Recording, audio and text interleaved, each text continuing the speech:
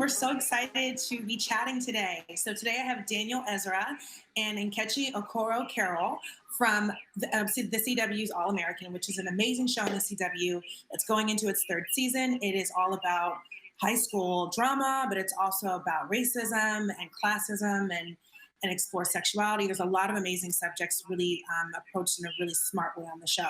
And so we're so excited to have both you, Daniel and Nkechi. Welcome. Thank you. Thanks for having us. For those who have watched the show, or for those who haven't, can you just speak a little bit about your roles on the show? Daniel as like the lead of the show, and then Nkechi as the EP, and kind of where things have led up to the season 3 premiering in January, this January. My name is Daniel Ezra, and I play Spencer James, who in the beginning of the show was the star high school football player for South Crenshaw High in South Central LA. And through Coach Billy Baker, played by Tay Diggs, he gets the opportunity to transfer to Beverly Hills High School for a better shot at making it to the NFL. And so season 1 very much explored Spencer's new world, transitioning the kind of survivor's guilt he felt leaving his neighborhood and trying to remain connected to it despite, being in a very different world. And season 2, we went deeper into Spencer's life and the life of all the new friends he's made and the people around him. And then, that takes us up to where we are now, season 3. You guys don't understand how weird it is for me to hear Daniel in his natural accent, because he stays in his American accent on the show all the time. And so I'm like, that's right, he's British. I'm Nkechi Carroll. I am the executive producer and showrunner for the show. And for anyone who doesn't know what a showrunner does, basically we keep the show running. We're kind of the head writer plus the CEO of the corporation, and we're sort of tasked with keeping everything going. And it's such an honor to write this show, really. And I have 2 young Black boys that I'm raising in America, and I just wanted to have something on screen where they felt represented and where we could tell authentic stories of what it's like to be Black youth in America, the good, the bad, the ugly. It's an incredible privilege to have an actor like Daniel play our lead, because we can pretty much throw anything at him and he will make it shine and make it work. And so he gave you the synopsis of the show, and leading into season 3, it's going to be more of that. It's going to be more of delving into topics that our teens have to deal with, everything from Black Lives Matters to relationships and secrets and love triangles, because we are a YA show. And of course, really, really awesome high stakes football. I mean, you said it. I think one of the most interesting things about the first season, was the dynamic between, Spencer's character coming into this new school and having to really deal with these dynamics of race, like being essentially the only, Black kid on an entire white football team, sans his friend, brother sort of character, which if you watch the show, you know what I mean. But I thought it was really interesting. There was one episode where it was like his character was being asked to kind of show up and to participate and really get to know his teammates and be kind of a part of the crew and really fully engage with them. And it was interesting because nobody was being asked of the white teammates to really be accepting of him and being kind of embracing him as a character and well, not as a character, but him as as a new kid in the school. And so, and also in the team. And so I wanted to kind of talk about those power dynamics, and I really love how it was explored where both sides had to make efforts to make it work. What was sort of the responsibility in writing that to make that sort of that plot line throughout that first season even on both sides? As Black people in this country, we joke around about code switching, right? And we're the ones that sort of have to adapt to the environments we go into. It's sort of an expectation. And so, you saw that happen with Spencer, where he was coming from South L.A. and there was an expectation that he would adapt to the environment he's in, while there's also an expectation from his friends back home that he also not change or sell out or become something different because he's going to be in Beverly Hills now. And so, for all of us in the writer's room, it really was pulling from our personal experiences, pulling from the real life Spencer Paysinger, who the show is inspired by his life, and his aspirations and ultimately reaching his goal of playing for the New York Giants. But it was very much based in the reality of what we've all had to do when we go into those environments. And then, I always say that, God gave me this gift as a writer to leave the world a better place than how I found it. And so I always try with the storylines to sort of put an aspirational learning aspect to it, where if there is a better option and there's a better way to handle the situation, then I'm going to put my characters through it. And hopefully, while entertaining the masses, sort of lean into we can all do better and be more accepting and, live in one shared world as opposed to two separate ones. I love that. I thought there was so much intention in that first season and the second season as well, in terms of showing, his character, Spencer's character, really kind of dealing with the duplicity of both worlds. And it's often most Black kids, when you're in different spaces or majority white spaces, it's very much something, we've all had to deal with. Daniel, for you approaching the role, what was that like? Did you have to kind of tap into previous experiences you've had? How did you kind of embrace that tension and make sure you portrayed it well on screen? To an extent, yeah. To an extent, I know what that feels like. I know what those microaggressions and macroaggressions can feel like. So, yeah, I of course tapped into my own stuff, but at the same time, I wanted to kind of leave myself free to experience it as in the moment as I could, because everyone is different and everyone responds to these things differently. Spencer might respond to it in a much different way than I did. So. I always did my best to take those scenes as serious as I could. That's usually the quietest I am on set when we have scenes like that, because I'm usually by myself listening to music and getting into my own zone and just trying to feel it out and make my way through it. Luckily, we've had great directors with us that have kind of been there to support. And usually for the really big scenes and really pivotal scenes like those, NK usually is on set to kind of bounce ideas off or talk things through to make sure we're hitting it right, because it's a big responsibility. I really loved with this season, or the last season, I should say, the inclusion of Nipsey Hussle and the mural and sort of that storyline leading back to the gang violence that often occurs in this area. I was wondering, Nkechi, from your perspective and just kind of from being in the writers' room, how do you guys try to incorporate what's going on in the current state of the world, but also kind of keep the focus of the show timeless? Because it does feel like a timeless sort of evolving. It's something we all deal with, and it's something that was dealt with 20 years ago and will be dealt with in the future in terms of those relations. So how do you kind of balance the right now with, the storylines?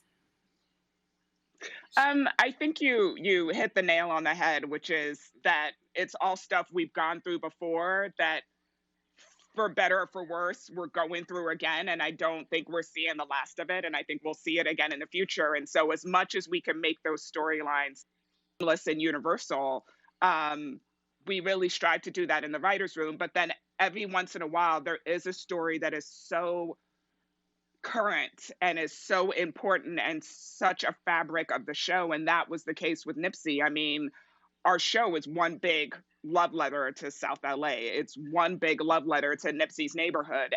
And, even before he passed away, it was such a fabric of the show. The very first episode opens with his songs. The characters on the show wear the Marathon Company's clothing.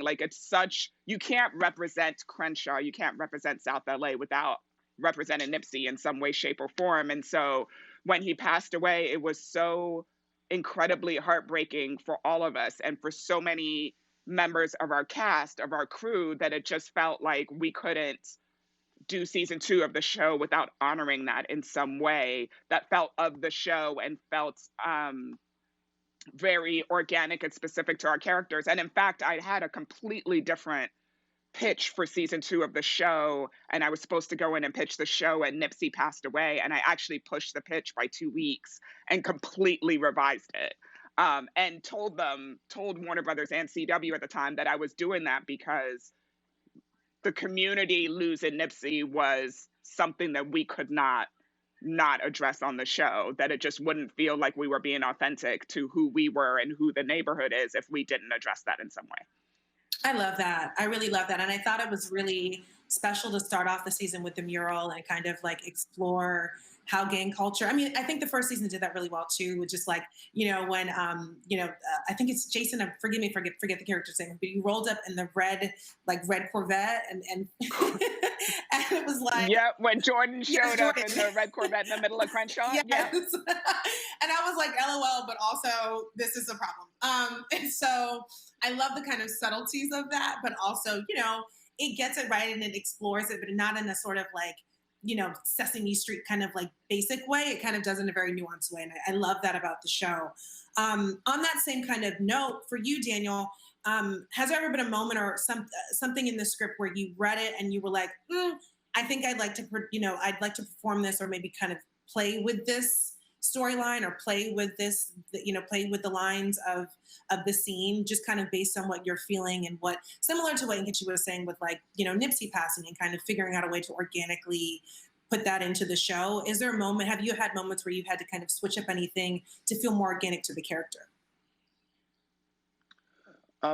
Well, I mean, the story, I think the writers do such an amazing job with the overall story that there'll inevitably be questions. There'll inevitably be questions that I have for NK, and if there's something that I might need clarifying on, just like she's always there to for me to call and text on. There's never really been anything where I've been like, oh, this needs to change. There's sometimes been stuff I need to clarify. This whole not being from this country and being sort of an outsider to not only South LA but America as a whole, there was a lot I had to learn about the culture and being Black in this country, because there's a lot of similarities between being Black in the UK and being Black here, but they are separate places, and there's some things that I needed to learn, as would be the case in the reverse. And so sometimes the more time I spent in Crenshaw, the more time I would talk to people. Sometimes it's like I would rephrase a line. If I picked up on some slang the last weekend I was in Crenshaw, I'd be like, oh, this actually might sound a little bit more authentic if they say it like this. They actually say this like this in Crenshaw. It's usually little things like that. But story-wise, I think the writers have been doing an amazing job to keep us real and keep us authentic. We have people from South Central all around us, littered throughout the show, from the crew to the cast to the writers to just the people that we hang with and talk to on set. The guy who did that Nipsey mural was from that neighborhood and knew those people and ran with those people. We just released the season 3 poster, and he did that too. And so we stay as connected as we can to South Central LA, and so that helps us to avoid the need to be changing things to try and find authenticity. I think we're already there. I love that. And it feels like it when you watch the show. I think the beauty of the show also is that, I mean, there's a lot of teen dramas, and there's also been a lot of like teen sort of football dramas. But to me, the beauty of this is that it really explores what it's like to be a Black football player, right? Because I think that experience is really, Spencer's experience is really universal, which is kind of what you were saying, Daniel, like being a Black man here, being a Black man in the UK, being a Black man in any sort of, majority white space is difficult at times. And there are nuances and things to have to kind of figure out the space to fully show up as yourself, right? But then also like assimilate. So I think that sort of constant tension is what's really most interesting about the show, which I haven't seen with a lot of other teen dramas. So I think it's excellent. So for both of you, season 2 just ended. Season 3 is starting January. There was a bit of a cliffhanger at the end with Spencer's character. In your opinion, as you, like who you are in real life, what advice would you give to Spencer about, his sort of his edge of the seat kind of decision he has to make? Me now, I would tell him to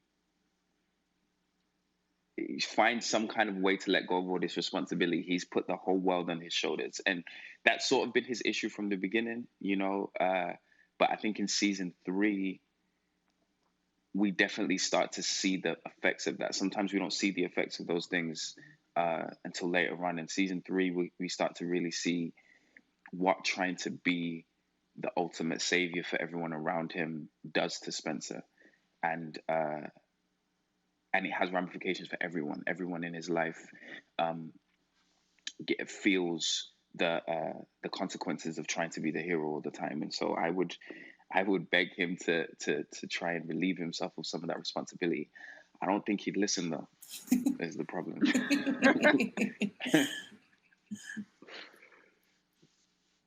Nkechi? I love how well he navigated that, because I've threatened all the cast members with death if anyone reveals any spoilers from season 3. So I feel like that was actually very beautifully navigated, Daniel. Thank you. Well put. Thank you guys so much for chatting with us. I'm so excited, you guys. The CW's All-American premieres in January. Please check it out. It's so good. Binge watch it on Netflix and then get ready for season 3 coming up soon. Thank you so much, Daniel and Nkechi. It was a pleasure. Thank you. Pleasure. Thank you.